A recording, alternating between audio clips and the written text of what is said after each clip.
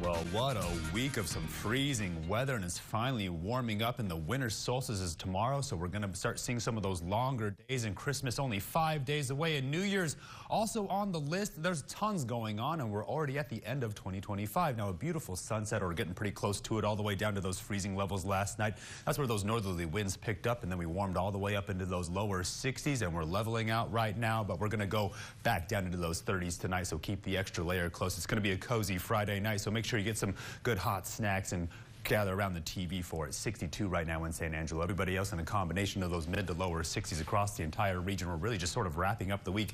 61 in Sterling City, 66 down there in Junction, 5 degrees across the entire Concho Valley. We've seen the array all week from 5 degrees, 3 degrees, all the way inside 16. Now we're finally seeing some average temperatures as well as those dew points. It's still down there in those 20s and those 30s.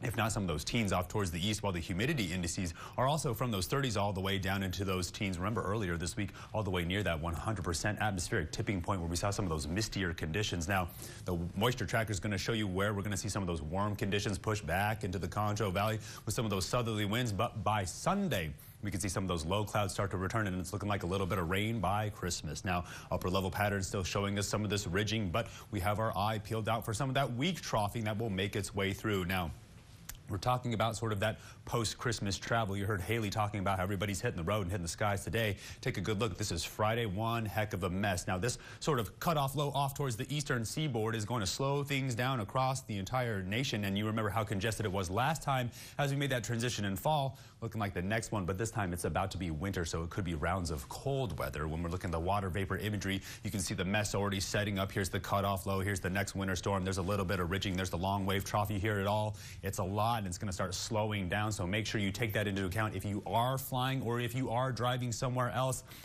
The severe weather outlook for today is still pretty quiet. That's 2 days in a row where we haven't seen anything, so it's a little concerning. And when we take it down to the surface, there's our cold air sliding down. Currently negative 14 degrees in Bismarck, North Dakota. That's the area I've been watching sort of all week, if not all month, where our coldest air is making its way in, along with a lot of that lake effect snow they've been talking about. Still nothing down here in Texas, and then the more rounds of snow making their way in off the west coast and across the Rocky Mountains. Futurecast is going to show you where we continue to track sort of this cutoff low. There it is circulating around the Hudson Bay. That's where the strongest concentration of cold air is. Then, of course, the ridging where we see more ice storms moving across Montana and North Dakota, where the next round of moisture is making its way over the Rocky Mountains. And then there it is Sunday morning. There's our cloud cover set to return. So tonight, dropping back down into those mid-30s. Make sure you keep the extra layer close. Then tomorrow, still a pretty chilly day, but we're getting up into the 70s. Also the winter solstice, so go ahead and celebrate, but you only have about 5 days left for Christmas. Get out there and make sure you capitalize on those holiday shopping conditions, because by the time we get to Christmas, we're going to start seeing that cloud cover build in. Going to start seeing those temperatures drop down just only a little bit, and then by Christmas, we see a little bit of rain. Then we're immediately on the warm-up, and then we're on the countdown to 2025, while those overnight lows hover around anywhere between those lower 50s, if not those upper 30s. Stay tuned. Over the break. You're watching KSAN News at 5.